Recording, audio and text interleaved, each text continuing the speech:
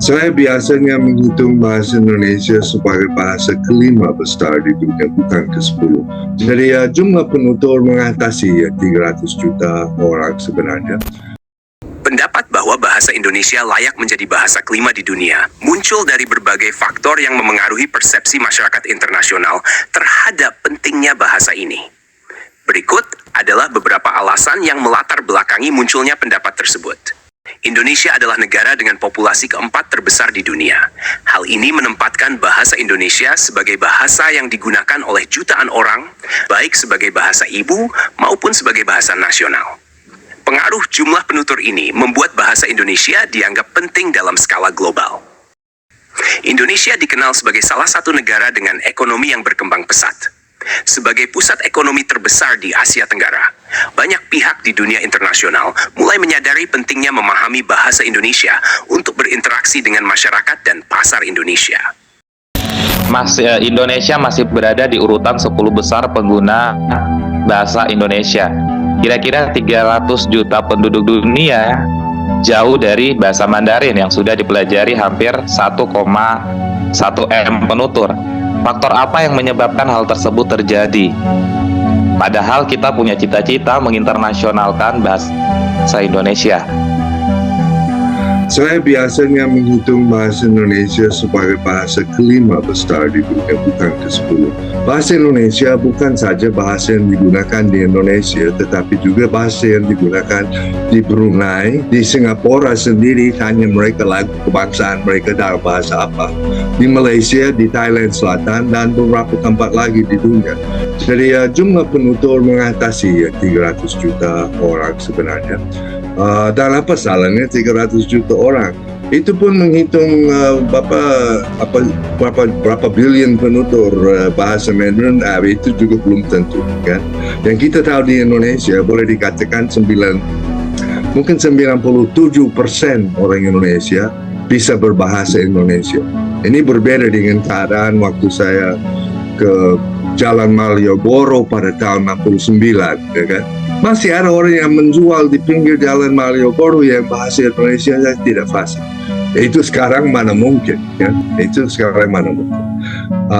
Apalagi pendidikan sudah meluas di Indonesia sekarang. So, pertanyaannya kenapa banyak penutur bahasa Mandarin? Karena negaranya besar dan padat penduduknya dari ribuan tahun yang lalu. Ya kan? Nah, itu jawabannya kenapa bahasa Mandarin banyak penutur. Pasti ada juga yang tidak tahu berbahasa Mandarin atau tidak mau berbahasa Mandarin karena masalah politik juga di sana. Saya tidak terlalu mengerti pertanyaannya. Apa menyebabkan Indonesia tidak ada lebih dari 300 ke 350 juta penutur? Ya. Itu pun menurut pendapat saya itu mungkin urutan yang kelima, bukan yang ke-10. Sekarang kita fokus saja kepada autentisitas dan ramah pengguna. Maksudnya kita mulai dengan yang lazim. Budaya itu bukan saja wayang kulit, tarian dan sebagainya. Budaya itu lingkungan hidup kita. Jadi artinya seperti diceritakan oleh Pak Jerry tadi, membawa orang ke pasar. Misalnya suruh orang pergi ke pasar. Pasar pun sebagian dari budaya Indonesia. Supermarket pun sebagian dari budaya Indonesia. Jadi kita mulai dengan budaya yang tidak asing. Kita mulai dengan budaya yang lazim untuk hotel dan restoran. Karena pada tahap awal kita memperkenalkan budaya di Indonesia yang lazim di luar Indonesia. So ada negara mana yang tidak ada restoran dan tidak ada hotel. Dan kita mulai saja di tempat yang lazim. Walaupun ini kita ambil data dari Indonesia. Ini juga budaya. So sebelum kita edarkan bahan, kita berikan prabacaan. So Pak Jim pergi ke Samarinda, Kalimantan Timur dan tinggal di hotel. Dia mendapat kwitansi dan pon. Kira-kira dia mendapat, ini data autentik. Ini bukan untuk orang yang baru belajar bahasa Indonesia. Ini data autentik. Memang seperti dikatakan Pak Jerry, kita harus tahu latar belakang mereka dan juga kita harus tahu sedikit tentang bahasa pertuturan mereka. Bagi orang Filipina, tata bahasa Indonesia paling gampang. Karena dia mungkin hanya seperempat susahnya tata bahasa Tagalog. Yang banyak lagi afiksasi ke kiri kanan yang menandakan ini itu kan. Jadi orang Amerika kewalahan menghadapi meng, di, kan, i dan sebagainya. Tuh orang yang berbahasa Tagalog atau bahasa daerah dia sendiri, Cebuano ke apakah, itu paling gampang dia menguasai sistem morfologi sintaksis Indonesia. Itu mengajar Papua ada hambatannya kan. Jadi dalam kasus ini kita mengatasi hambatan dengan strategi pengajaran. Misalnya mulai hari pertama biar di Illinois atau di Hawaii tidak boleh berbahasa Inggris. Dari hari pertama bahasa Indonesia saja. Semua dalam bahasa Indonesia saja. Ya kan? Dan kan kita budaya kan. Jadi kan mereka kata ini mungkin guru bahasa Indonesia asisten dia akan memperkenalkan saya. Ini Pak Jim. Terus ini Mbak Suzy umpamanya. Jadi mereka tahu. Dan mereka ini biar mereka belajar kemudian kan. Tapi at least mereka bisa menyapa. Ya? Dan kita orang nama siapa? Nama. So Tom. Ini Mas Tom.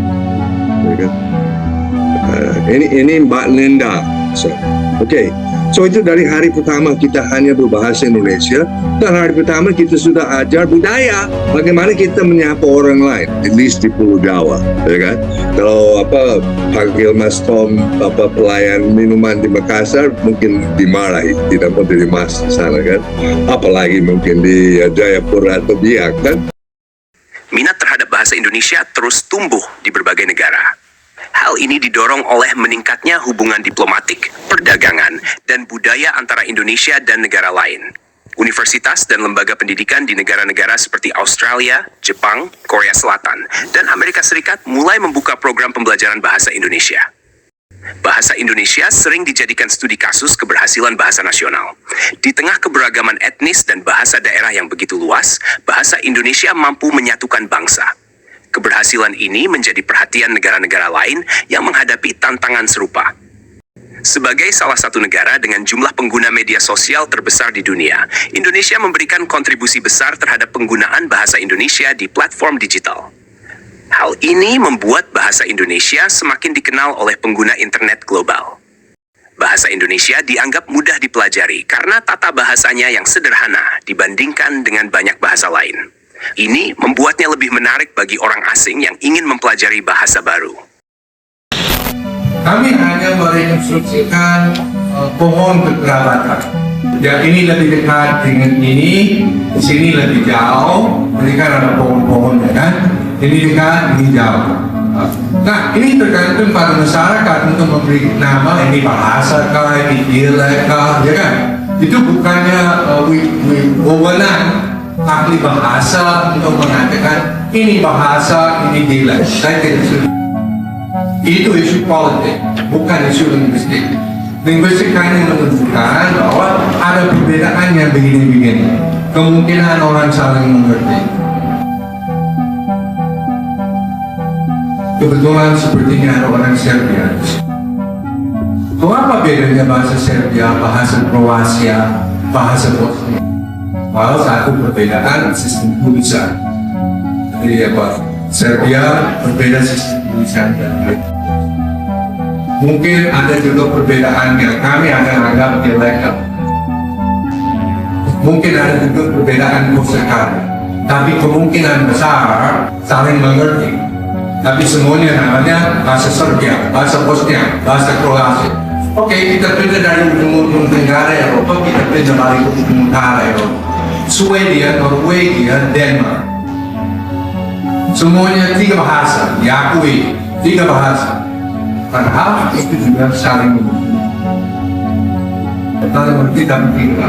Karena pada suatu ketika orang di Amerika 200 tahun lalu kan, mau bisa pilih dari Inggris, jangan kita namakan bahasa kami bahasa Inggris, kita namakan bahasa kami bahasa Amerika. Karena beda dong, ya kan? Tapi itu ditolak dari bahasa Inggris, walaupun betapa aneh yang pertuturan orang Amerika dibandingkan di London, masih dari bahasa yang sama, ya. Masih nonton film yang sama. Kita lihat saja ke India dan Pakistan, ya. Bukan film Bollywood tidak laku di Karachi, ya kan? Orang yang berbahasa Urdu bisa mengerti bahasa Hindu. Ini juga isu sistem tulisan yang dipilih, bagaimana mereka pintar dari bahasa Arab, bahasa Parsi, orang berbahasa Hindu pintar dari bahasa Sanskrit. So, isu apa itu bahasa atau tidak, itu isu sosial, isu politik. Sebagai orang yang bergerak di bidang linguistik komparatif, saya hanya akan menjelaskan yang bahasa ini ada bahasa ini begini, tidak ada hubungannya yang dekat. Jangan menentukan bahwa bahasa Belanda bukan dialek Jerman, ya orang Belanda sendiri malah baru-baru ditentukan namanya dari Holland tiba-tiba dari Netherlands, ya kan? Rekor berita hari lalu kan? Itu pilihan mereka kan? Itu pilihan. Pemerintah Indonesia seaktif mempromosikan bahasa Indonesia melalui kegiatan kebudayaan, pendidikan, dan diplomasi. Program seperti pengiriman pengajar bahasa Indonesia ke luar negeri dan pengenalan budaya Indonesia turut mendukung peningkatan minat terhadap bahasa ini. Kesimpulan pendapat ini muncul dari kombinasi faktor internal, keberhasilan penggunaan bahasa Indonesia di dalam negeri, dan faktor eksternal, pengaruh Indonesia di dunia internasional. Jika tren ini terus didukung dengan upaya strategis, bahasa Indonesia memiliki peluang untuk semakin diperhitungkan di kancah global. Demikianlah perkenalan singkat tentang channel YouTube Mang Lucky Reaction. Kami berharap channel ini dapat menjadi sumber hiburan dan inspirasi yang bermanfaat bagi Anda semua. Semoga apa yang kami bagikan di setiap video dapat membawa kebaikan, kebahagiaan, dan semangat baru. Terima kasih atas dukungan dan partisipasi Anda, karena tanpa Anda, channel ini tidak akan menjadi seperti sekarang. Mari kita terus menyebarkan energi positif dan membangun komunitas yang saling menginspirasi. Wassalamualaikum warahmatullahi wabarakatuh. Salam hangat.